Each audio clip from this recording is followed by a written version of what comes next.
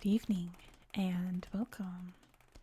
Tonight we will be continuing our read through of this book, History of the World Map by Map. And as always, I will throw the playlist up in the corner there because as you can see by the title, we are in the 21st century. And if you've been watching this series, guess what? I've got the new edition.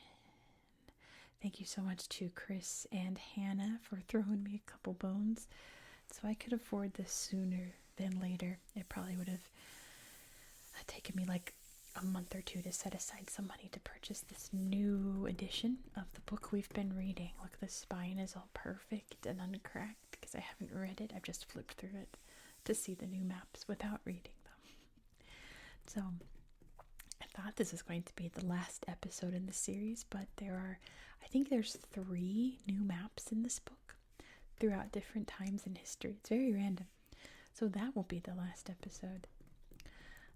But I'm really glad I have this now because there is a new map about the 21st century. So it kind of fixes a problem because I was only going to look at one map before and I was like, how am I supposed to do a video with only one map? But now I have 2 and I can make that work. If this is the first time you've seen one of these videos in the series, this is all unscripted. I have not read any of these maps yet. I've only read the titles.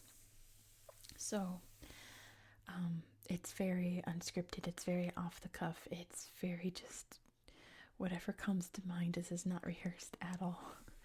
So we'll see what happens. So this map is called Population and Energy. Make sure my pencil head's not out. Okay. And let's look. Oh my gosh, this book smells amazing. It smells like a brand new book. So let's see what's happening in terms of population and energy in the 21st century. We have the Americas from 1950 to 2010.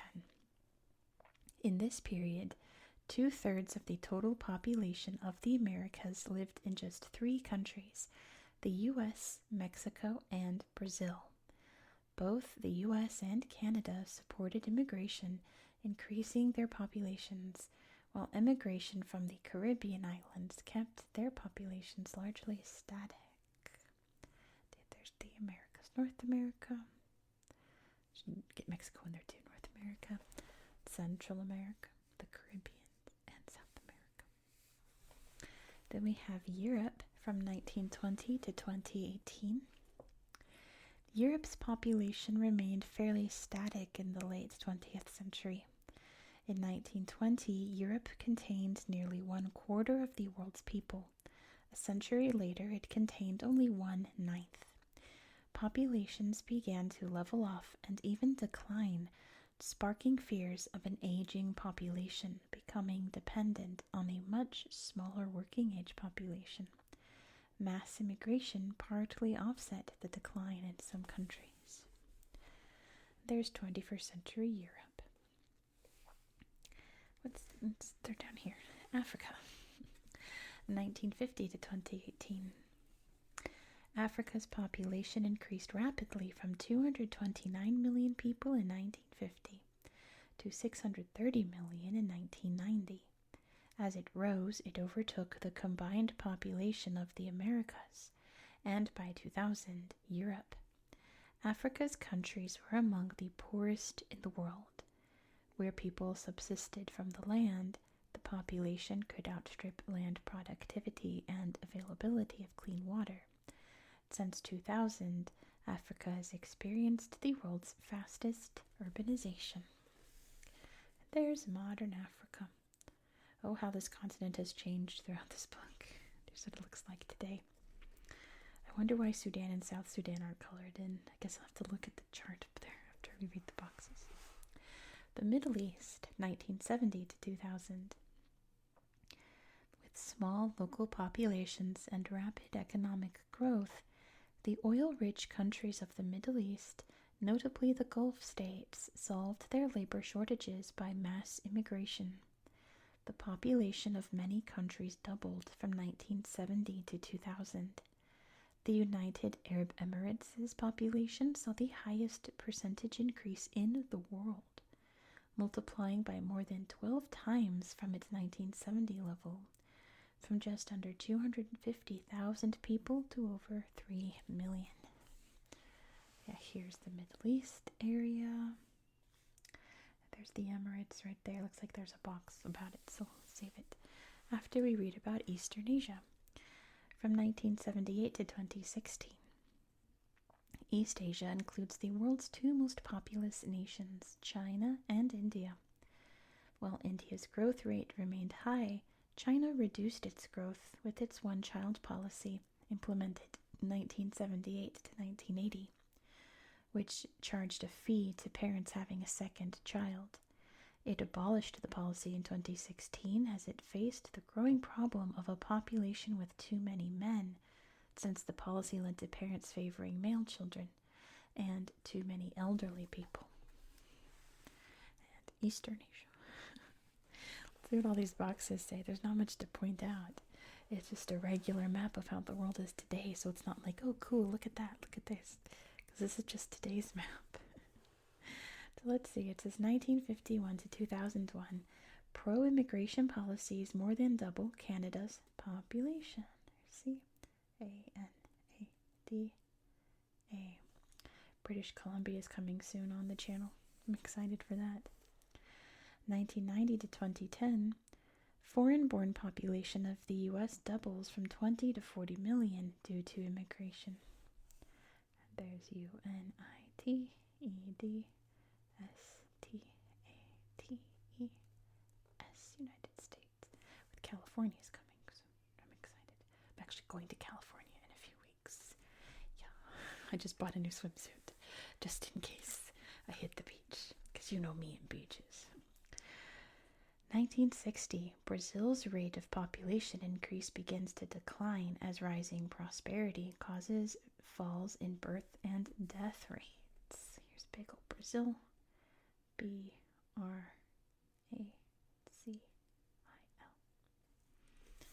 1950, Argentina has one of the continent's lowest population growth rates due to its low birth rate.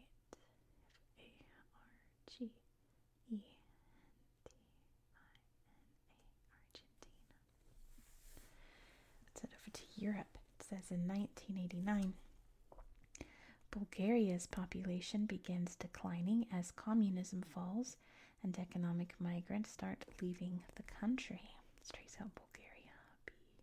B-U-L-G-A-R-I-A.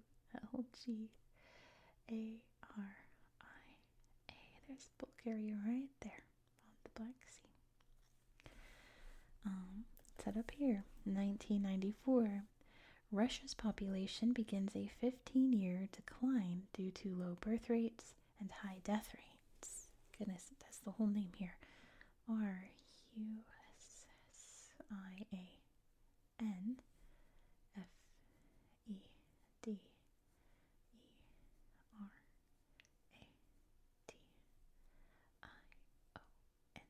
Russian Federation. I guess there's space to put the full name there. Let's head over here, 1960 to 2016. Niger's population of 1.7 million rises to 20.67 million due to a fertility rate of more than 7 births per woman. Here's Niger. If I remember correctly, Niger has the youngest population in Africa, like more young people than any other country. Let's trace it. It's N-I-G-E-A-R. I'm saying it in French. R, like R, Niger. And then 1971 to 2008, Nigeria's population rises threefold from 55 million to 151 million. It's probably higher than that now. Nigeria is the most populous country in Africa. And that is Nigeria. After the Niger River, you can see right there, which in French is the Niger River, and in English is the Niger River. So Niger, the French-speaking part, Nigeria, the English-speaking part. It's happening over here. 1990, Eritrea has a rising population of 3.2 million despite mass immigration due to a repressive government. Here's Eritrea. It's so, can I trace that out? It's so small. E. Oh, goodness, let me lean in. E-R. There it is. I-T-R-E-A. Eritrea, right there. Not the best government in the world. It's definitely, I'd say, in Africa, probably the most repressive government. It's giving North Korea. 2011 to 2016, Syria's population falls by 4 million as refugees flee the civil war. And a lot of people fled Syria during the conflict. Geographica. Syria's right there. Better days ahead for Syria, though. 2010, the United Arab Emirates has the highest net immigration rate in the world. I would have never guessed, but it makes a lot of sense. It just says UAE because it's so little on this map. You can't fit its full name there. UAE. Makes sense that it's the highest immigration rate, but gosh, I would probably said like somewhere in the Americas, for immigration. But that makes sense because they recruit a lot of people from like Southeast Asia to build all of their buildings there, all their magnificent buildings. In the 1960s, India begins a green revolution to overcome poor agricultural productivity, leading to massive population growth. There's I-N-D-I-A, beautiful India, which today is now the most populous country in the world. It was China, but let's read about what's going on in China. It says 1978 to 2016, China implements a one-child policy to reduce its rapid population growth. C-H-I-N-A. Even though they have a massive population, it's declining because, a lot of reasons. That being one of them. So now it's number 2 in population in the world because India has been exploding in population and China has been falling in population.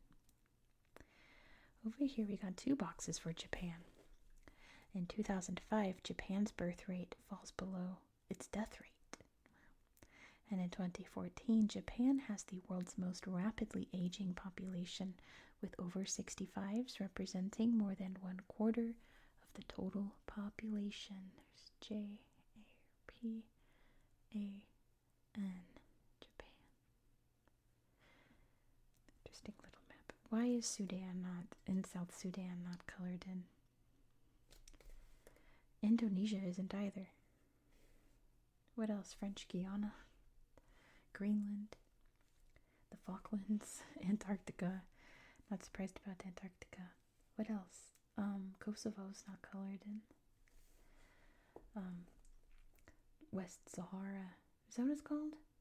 Western Sahara. What does that mean? No data. No population. In Indonesia, there's no population data. Taiwan, too. Maybe they just don't do censuses in Indonesia. You would think because that's such a massively populous country. It's like number 4 in population. Why don't they count their people? Sudan and South Sudan, I get they've got bigger problems to deal with. I guess Kosovo just has never implemented a census. French Guiana is just kind of whatever. Taiwan, I guess they'd have bigger issues to deal with too. But like even the Maldives is colored in, like, Interesting. So the darker pink is the more the population's growing. So you can see in the Arab world here, it's growing, right? Ivory Coast is popping off over here. Their population's booming. What else? Those look like the brightest. Malawi looks a little dark there. Is it like, I can't tell because it's so little. It looks like it's a dark color, kind of. I can't really tell. Doesn't Indonesia not have a census? Can some Indonesians confirm that? Why is there no population data for Indonesia? That's strange. I don't know.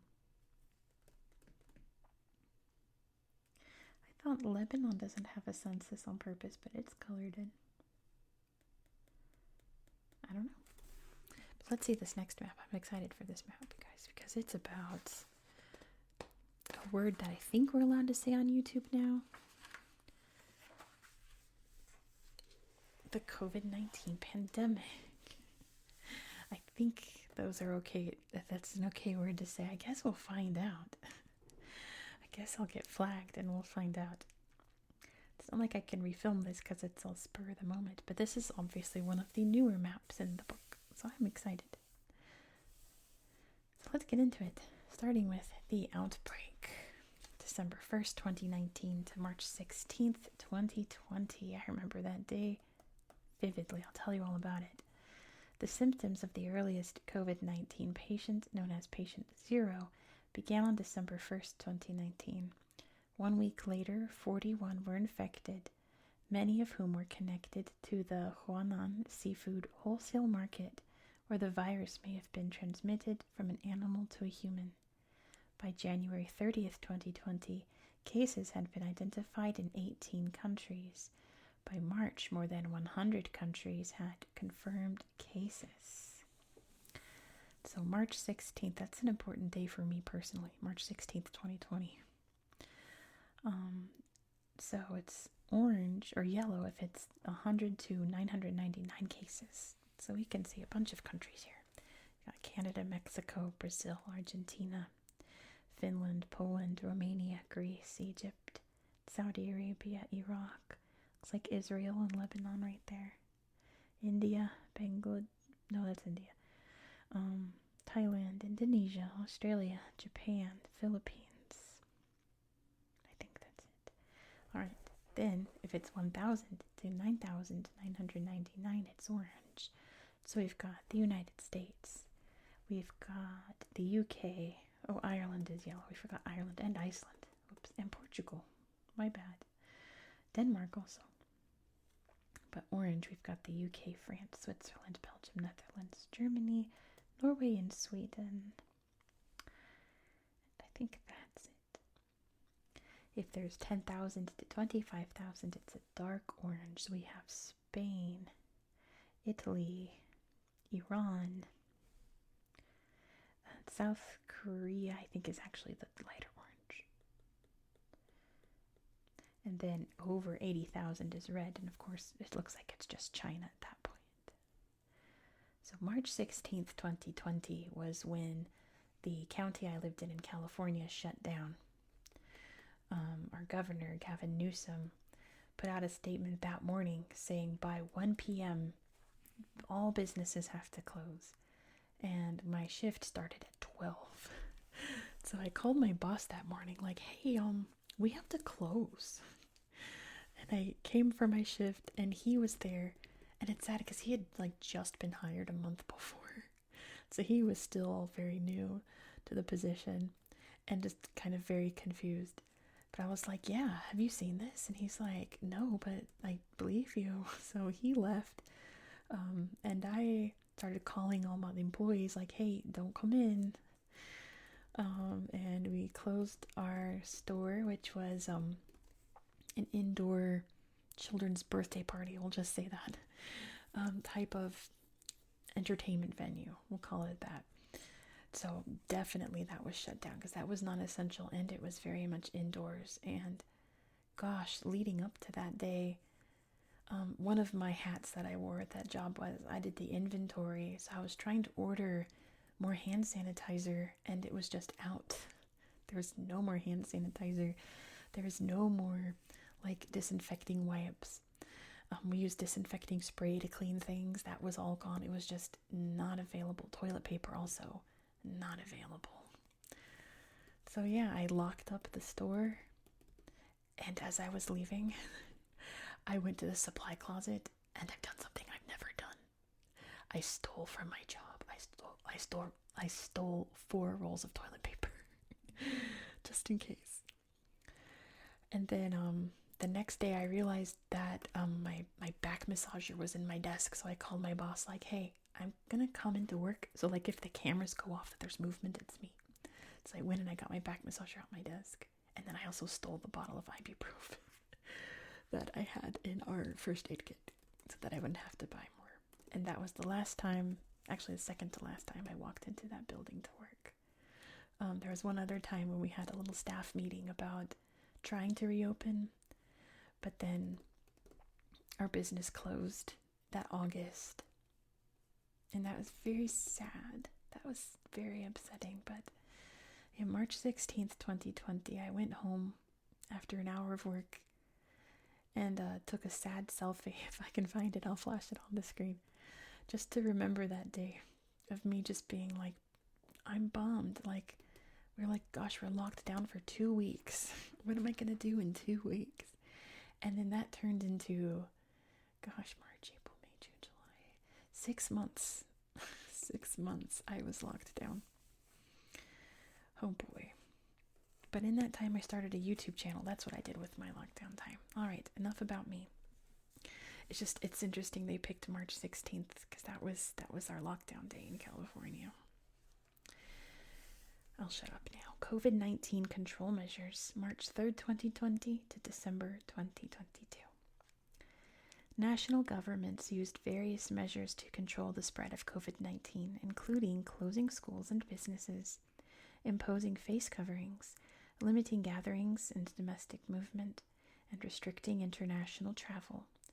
China's zero-tolerance policy was among the most strict and kept the country's death toll very low until the advent of highly transmissible variants such as Omicron. Oh, I forgot about Omicron. Remember when that was a thing. So the first countries to issue stay-at-home orders between February 1st, 2020 and March 17th, 2020 are shown by these purple symbols. So we've got Honduras, Jamaica, Ecuador, Bolivia, Italy, Switzerland, maybe Slovenia. Looks like Czechia. Looks like, what is that supposed to be? It's so small over there.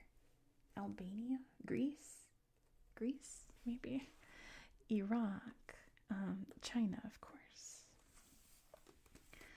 And then countries that didn't issue stay-at-home orders between February and December of 2020, we have Nicaragua. Nicaragua, what are you doing? Is it just Nicaragua? Oh, Iceland. People were just chilling out in Iceland, literally and figuratively. Goodness. How interesting. Let's read about the variants, speaking of Omicron. The COVID-19 variants between December 1st, 2020 and November 30th, 2021. By December 2020, the Wuhan strain of COVID-19 had mutated into 2 variants of concern, or VOCs, alpha and beta, that were more contagious than the original. The more transmissible Delta variant followed, overtaking earlier strains. It was itself overrun by the Omicron variant, which has symptoms more like of a common cold. And I remember Delta. That was like the first big strain in our area, and then Omicron hit. So, VOC first detected with date. So, Alpha was first detected. It looks like the UK. Up here. Or maybe Scotland. Beta. Beta's dark blue. Looks like that's South Africa. South African scientists were like on top of the research there. Like, I remember reading like, why are South African rates so high? And it's because they were like doing the extra to test people. They were like testing lots of people in South Africa. Gamma is first detected January 11th, 2021 in Brazil. Delta on April 4th, 2021. Where's the Delta? Delta strain, where are you? Where's the Delta? I don't see it. Like at all. Whoa. Oh, Tokelau over there has something going on. We'll read about that after. I don't see Delta. Like, do you see it? I don't see no delta nowhere.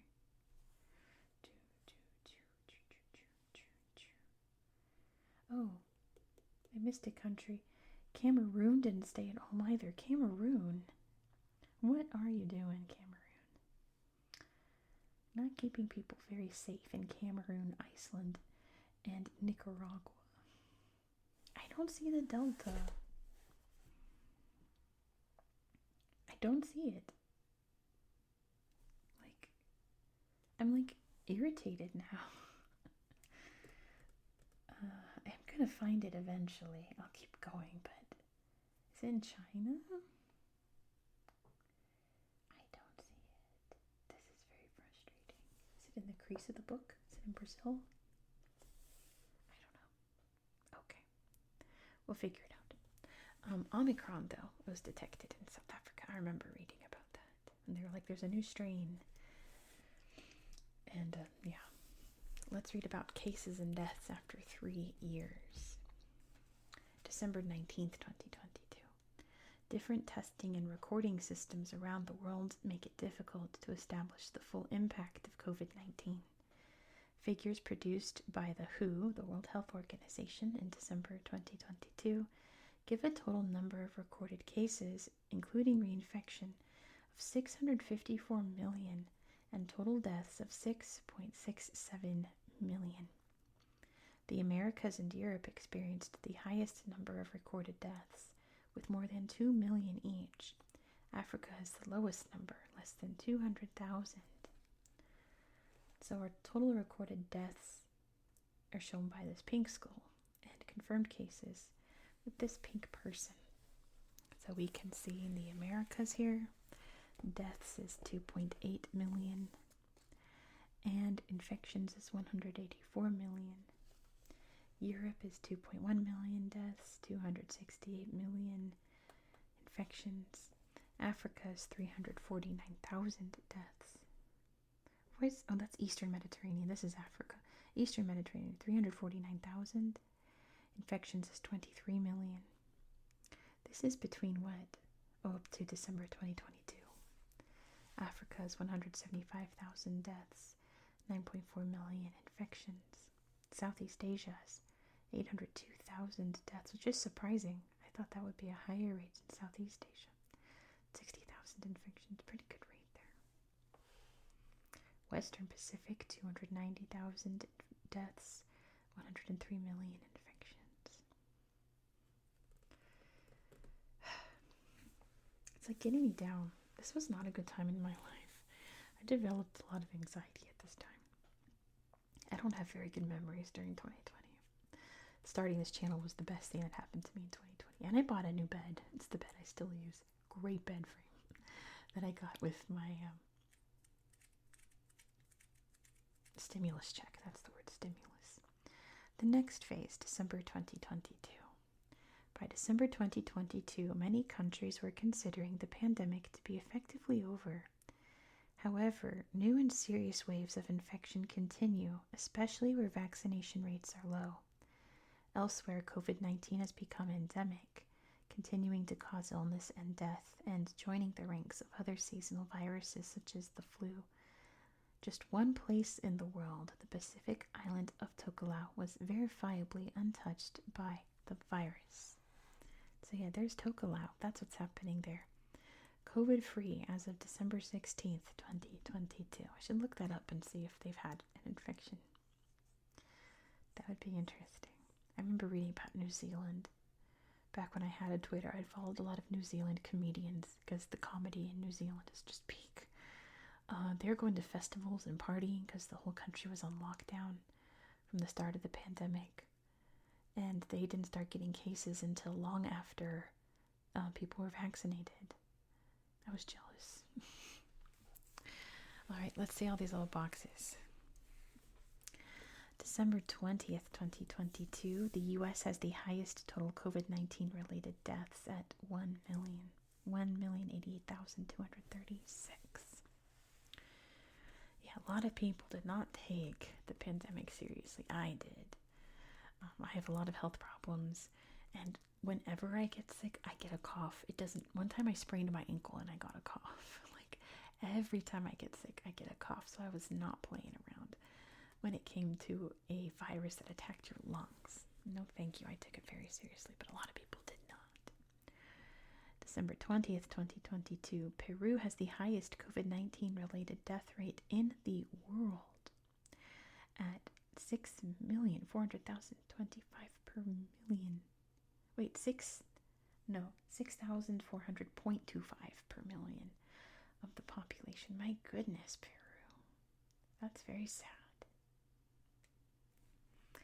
November 2021, cases of a new variant of the virus, the Gamma variant, are detected in Brazil. That's that. We still haven't found Delta. March to December 2021, after receiving its first vaccines in March, 17.9 million vaccine doses are administered in Angola by the end of December. Way to go, Angola. Way to go. December 2021, South Africa sees a huge surge in COVID-19 cases with the detection of the Omicron variant. December 4th, 2022, Burundi up here. Burundi has one of the lowest vaccination rates in the world. That's very sad because I think Burundi is one of like the poorest countries in the world, so maybe they couldn't afford vaccinations, which would be absolutely horrible, wouldn't it? Let's go to Europe. What's happening here? December 8th, 2020, 90-year-old Margaret Keenan is the first in the world to receive the COVID-19 vaccine. Looks like she was in Coventry. March 25th, 2020, daily flights from one of Europe's busiest airports, Heathrow, drop by 2/3 compared to March 27th, 2019. We're in London. Going to Somalia, December 2020, 130 COVID-19 deaths are reported by the end of the year in Somalia. Very low number. December 20th, 2022, China has one of the lowest death rates in the world at 3.68 per 1 million. Holy moly. Of course, having maintained a zero COVID policy of severe restrictions. I read some crazy stories about that, how if like COVID was detected in an area, it would go into lockdown immediately. So if you were at the grocery store, you'd be locked in the grocery store. Like you couldn't go home, you couldn't leave. Like it was intense. But, they're just trying to keep people safe. Like I get it, but it was crazy strict in China. Goodness. January 13th, 2020, the first case of COVID-19 outside of China is identified in Thailand. Fun fact. The first country to experience COVID after China, it was Thailand. There's Tokelau. November 23rd, 2022. Tokelau has the highest vaccination ratio in the world. Well, that would explain that as well. Maybe they'll never get COVID in Tokelau. I think it will happen eventually, but good for Tokelau. January 9th, 2020. The first death linked to COVID-19 occurs when a 61-year-old man dies in a Wuhan hospital. There's Wuhan. On January 22nd, 2020, WHO experts confirm that there is evidence of human-to-human transmission of the virus.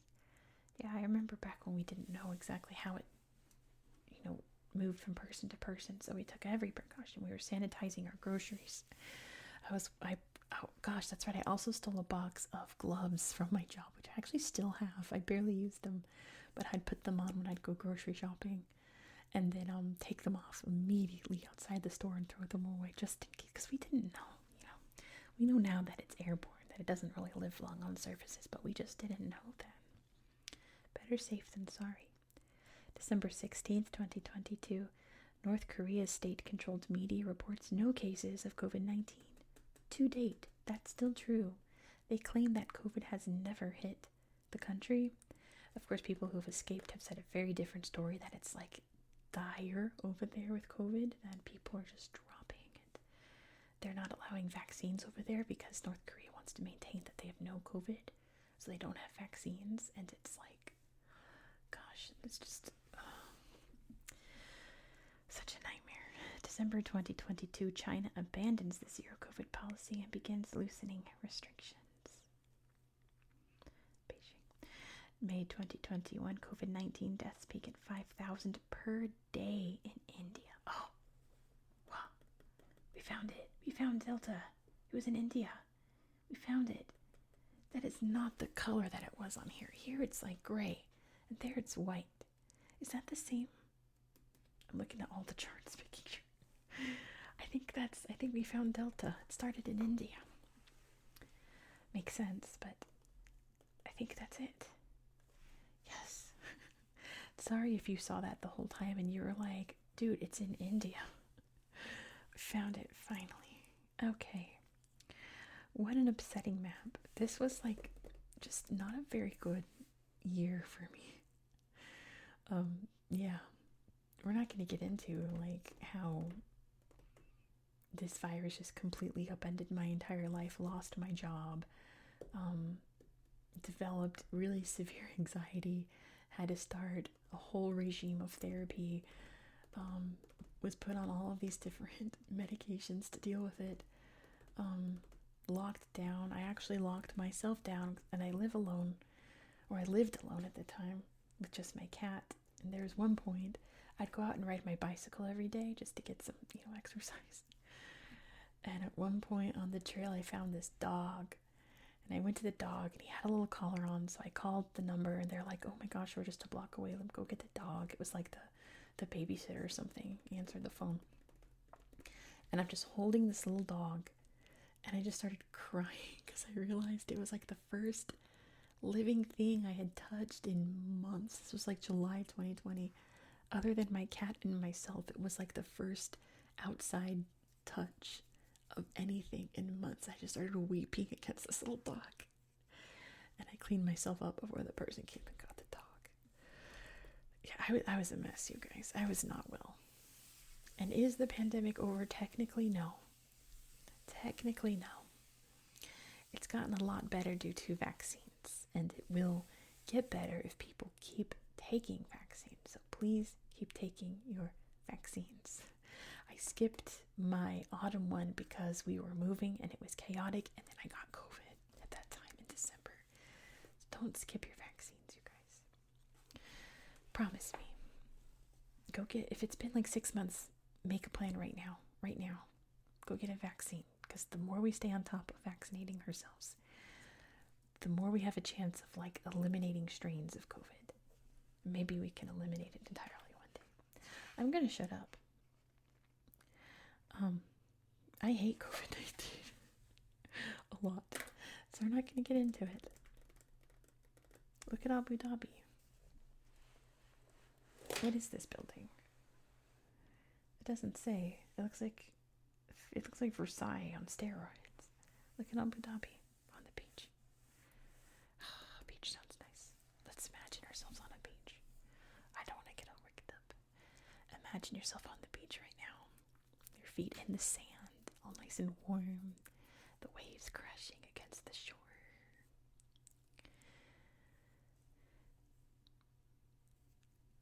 That's nice. I'm calm now. Okay.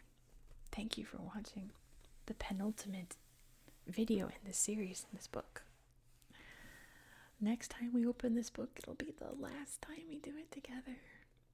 And I'm sad because I like this series, but I'm also very excited because I'm going to read this book finally, cover to cover. Also, there's a question of what do I do with my old book? The spine's all damaged. I think I might just donate it to a thrift store, to be honest. Like, does anyone want it? Would anyone want it? I don't know. The spine's all damaged from it being moved around so much.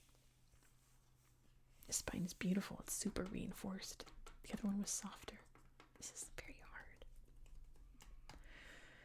Anyway, I'm going to stop yapping and go watch some videos of a beach to relax. So thank you.